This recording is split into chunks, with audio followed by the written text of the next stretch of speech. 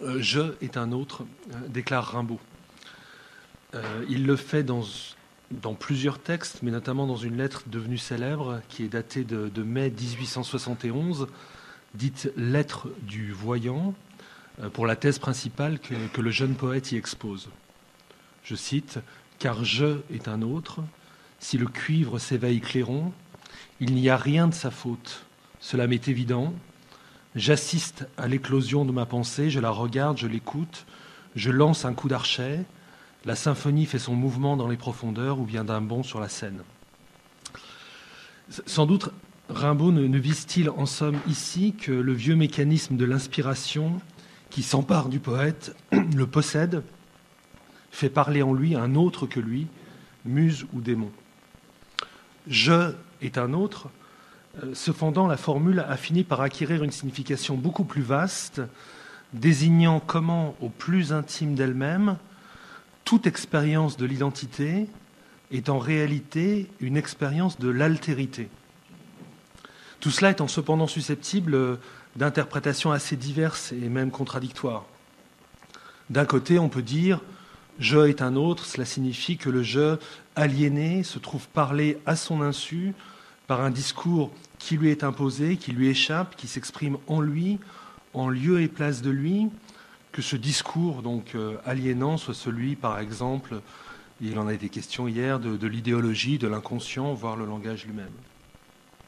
Mais je est un autre, cela peut aussi signifier que le je souverain se libère en se livrant sur lui-même un merveilleux et terrible travail, celui d'une perpétuelle réinvention de lui-même, devenant alors, je cite Une saison en enfer, un opéra fabuleux, avec la possibilité, donc pour le sujet, pour le poète, d'être non plus un, mais plusieurs à la fois. À chaque être, lit-on dans Une saison en enfer, plusieurs autres vies me semblaient dues. Tout cela est assez connu, mais il me semble qu'il faudrait savoir penser Rimbaud jusqu'au bout, ce qui est difficile, peut-être impossible. Car le je, même devenu un autre, n'est pas toujours le dernier mot de sa pensée. Dans les compositions des Illuminations, le je, par exemple, cède souvent la place à un nous dont nul ne saurait dire avec certitude ce qu'il signifie. Peut-être un nous de majesté, comme on dit, ou bien simplement une manière d'indiquer donc que la première personne du singulier doit désormais s'exprimer au pluriel pour désigner précisément toutes ces vies simultanément dues au poète, ou encore, sans qu'il soit tout à fait possible d'exclure l'hypothèse qu'il s'agit bien désormais pour le poète de parler au nom d'une communauté mystérieuse dont le texte ferait entendre la voix unanime, la voix du nous, donc inventé ou réinventé. Ainsi en témoigne par exemple dans les Illuminations un texte qui s'intitule Matinée d'ivresse. Le poème commence à la première personne du singulier et peut revendiquer une subjectivité souveraine. Ô mon bien, ô mon beau, écrit Rimbaud. Mais immédiatement, le je se mue en un nous. Nous t'affirmons, méthode, qui semble même prophétiser l'avènement d'une sorte de société nouvelle. Voici le temps des assassins, écrit Rimbaud. Des premiers textes, donc, les poésies, au tout dernier, les Illuminations, la même idée est donc reprise, amplifiée, élargie. Et je vais prendre le risque de la résumer ainsi, même si bien sûr cela réduit considérablement la portée de l'œuvre de Rimbaud.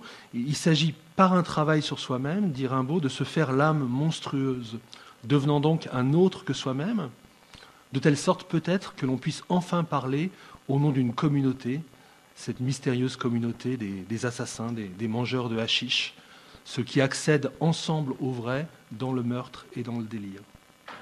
Et tout cela est très obscur, je le concède. La question est pourtant de passer du je au nous. Elle pourrait paraître assez simple à régler.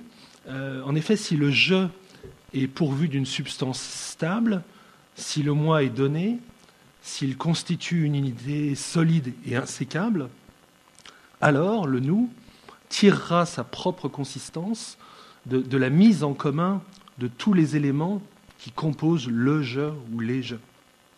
Le pacte passé par la communauté et auquel elle doit son existence reposera ainsi sur les traits identitaires que possèdent ensemble ceux qui forment cette communauté. Par exemple, une même origine, une même mémoire, une même langue, de mêmes croyances, etc. Ainsi se pensent le plus souvent les sociétés reposant sur la certitude d'une identité partagée, où le nous est comme un je majuscule, ou bien inversement le je comme un nous minuscule. Et le problème consiste seulement, si l'on peut dire, à réguler la relation entre ces deux instances, de manière à rendre cette relation aussi harmonieuse que possible, faisant en sorte donc que du je au nous n'existe aucune solution de continuité, que le premier se reconnaisse dans le second et le second dans le premier. Autrement dit, que l'identité personnelle et l'identité collective se réfléchissent paisiblement l'une l'autre, telle est, si l'on veut, la solution classique. Soit. Mais si, comme le veut la formule de Rimbaud, « je » est un autre, s'il est même une multitude d'autres à la fois, une vraie foule de figures fuyantes et affolées, si le moi manque lui-même de toute forme de cohérence interne, alors le problème prend un tour bien sûr un peu plus vertigineux, car la somme devient impossible à faire de toutes ces individualités dont chacune se découvre donc infiniment plurielle, et le nous, à l'image du je, s'éparpille alors en une profusion d'éléments inconciliables, s'atomisant en une série d'éléments dont chacun s'atomise à son tour en une série nouvelle d'autres éléments. Telle est, si l'on veut, la question moderne. Moderne au sens où elle dépend d'une crise de l'identité personnelle et collective, où s'éprouvent ensemble, pour nous, je crois, à la fois donc le défaut du je et le défaut du nous.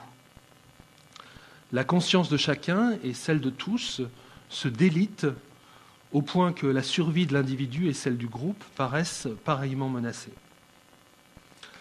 Le nationalisme d'hier et le communautarisme d'aujourd'hui, qui en est l'héritier, je crois, enfin je pense, loin d'être fondés comme ils le prétendent sur une tradition immémoriale qu'il s'agirait seulement de perpétuer, sont en effet, il me semble, des pensées d'après la crise du sujet, d'après la mise en question du je et du nous. En ce sens, nationalisme, communautarisme constituent d'éminents symptômes de la modernité même à laquelle il déclare s'opposer. Le je perd pied et il entreprend de retrouver son assise en se confiant à l'illusion régressive du nous. Les nationalistes d'autrefois, comme ceux d'aujourd'hui, sont ainsi, me semble-t-il, des nihilistes qui tentent d'échapper au néant qui les menace en inventant de toutes pièces la fiction barbare d'une positivité retrouvée, l'appartenance à un groupe, la soumission à une croyance quelconque, la terre, les morts, la race, la langue, la foi.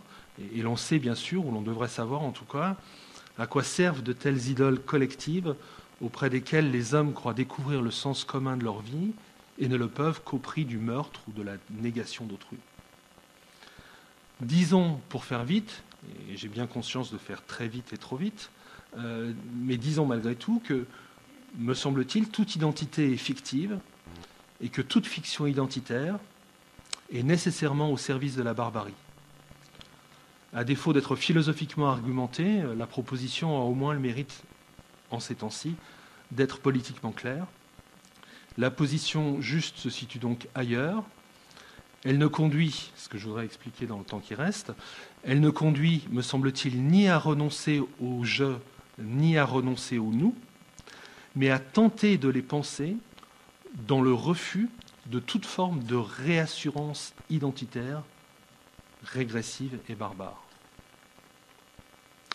Qu'il puisse exister un nous au sein duquel s'éprouve la perte de soi, de telle sorte que le je s'accomplisse et s'abolisse à la fois en lui, sans aucun repli pourtant sur le socle d'une quelconque affirmation identitaire, mais tout au contraire dans l'abandon entier à l'absolu d'une certitude radicalement étrangère.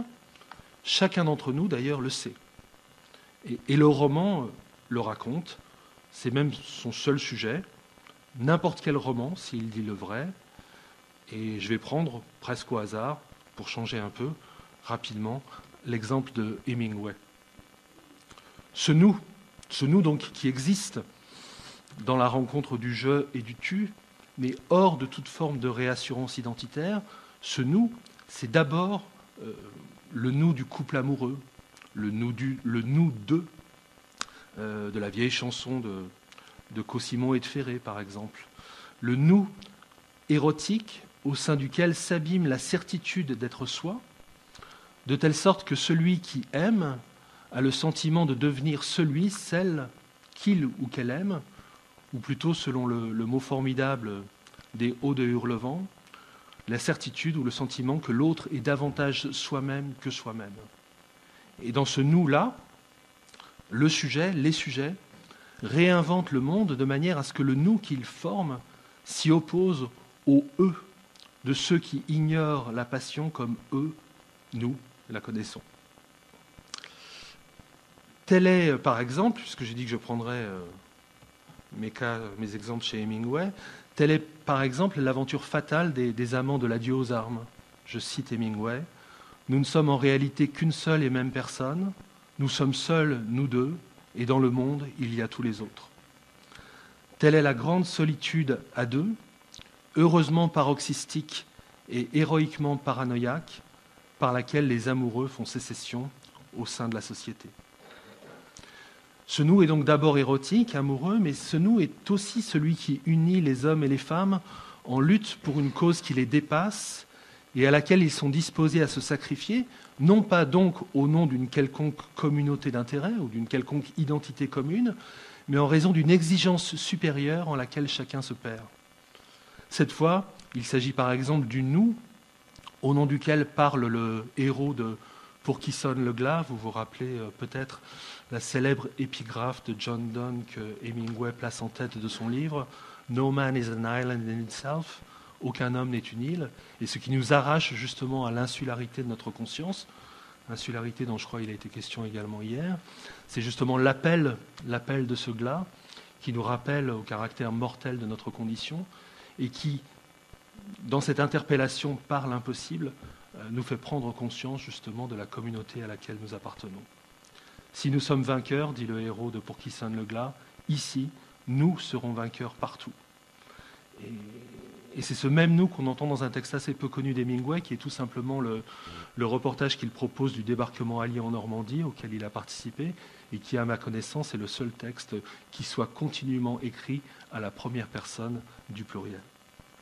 Parmi les montagnes d'Espagne, Pour qui sonne le glas, ou sur les rivages de Normandie, le je, rappelez-vous l'intrigue de Pour qui sonne le glas, ou celle de l'adieu aux armes d'ailleurs, le je est un étranger, luttant pour la cause d'un peuple qui n'est pas le sien, dont il ne partage ni l'histoire, ni la langue, ni les croyances. Et cependant, ce je parle au nom d'un nous qui, s'il est dépourvu de toute forme d'identité positive, existe pourtant en raison du non qui l'oppose à l'insupportable état du présent. Le nous est la somme du je et du tu. Il s'oppose au eux, qui est celui de la foule, que domine le on impersonnel de l'opinion, de l'aliénation. Le nous, ainsi, n'est pas l'extension du je. Il est très exactement le lieu où se redouble l'épreuve de sa perte, de telle sorte que lui soit ainsi rendue la vérité de ce qu'il est. Car si, selon le mot de Rimbaud, je est un autre, alors peut-être est-ce paradoxalement au sein du nous que peut s'opérer la rencontre avec soi-même, le nous du couple amoureux, du groupe insurgé, que le sujet fait naître de son désir, de sa révolte, s'affirmant face au monde que les autres ont construit et lui opposant son existence à la façon d'une protestation. Tout cela, Camus l'a expliqué plus simplement dans un livre, sans doute le plus juste que nous ait laissé l'ancienne pensée morale et politique du vieux XXe siècle. Je fais allusion bien sûr ici à l'homme révolté. Le je, il fait l'épreuve souveraine de sa propre existence dans la confrontation avec l'insignifiance majuscule du monde, ce que Camus appelle l'absurde. Et il est évident que sur l'absurde, on ne peut fonder aucune identité au sens traditionnel du terme, ni identité personnelle, ni identité collective au sens en tout cas du vieux nationalisme. Donc le jeu fait d'abord l'épreuve de l'insignifiance majuscule du monde dans la confrontation avec l'absurde. Mais d'une telle insignifiance qu'il assume en la refusant, c'est ce que Camus appelle la révolte, le sujet, le jeu, tire le principe même à partir duquel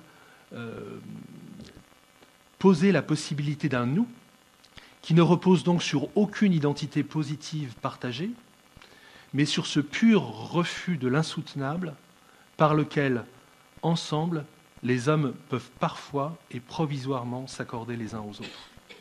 Je cite Camus. Dans l'expérience absurde, la souffrance est individuelle. À partir du mouvement de révolte, elle a conscience d'être collective. Dans l'épreuve quotidienne qui est la nôtre, la révolte joue le même rôle que le cogito dans l'ordre de la pensée. Elle est la première évidence. Mais cette évidence tire l'individu de la solitude. Elle est un lieu commun qui fonde sur tous les hommes la première valeur. Je me révolte, donc nous sommes. Et après tout, un tel nous est-il peut-être aussi celui dont parle énigmatiquement la poésie ? Et pour boucler la boucle, je reviens à mon point de départ, afin de conclure.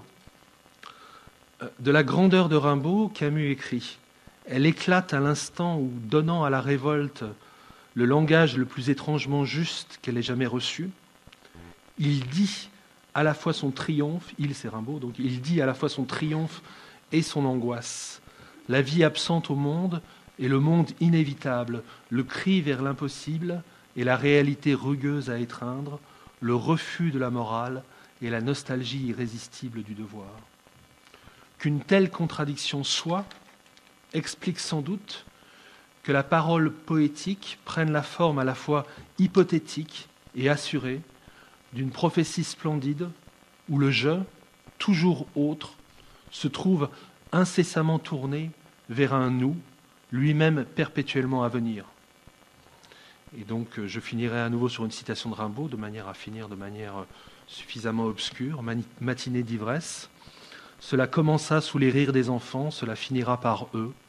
Ce poison va rester dans toutes nos veines, même quand la fanfare tournant, nous serons rendus à l'ancienne inharmonie. Ô maintenant, nous, si dignes de ces tortures, rassemblons fervemment cette promesse surhumaine faite à notre corps et à notre âme, cette promesse, cette démence, l'élégance, la science, la violence.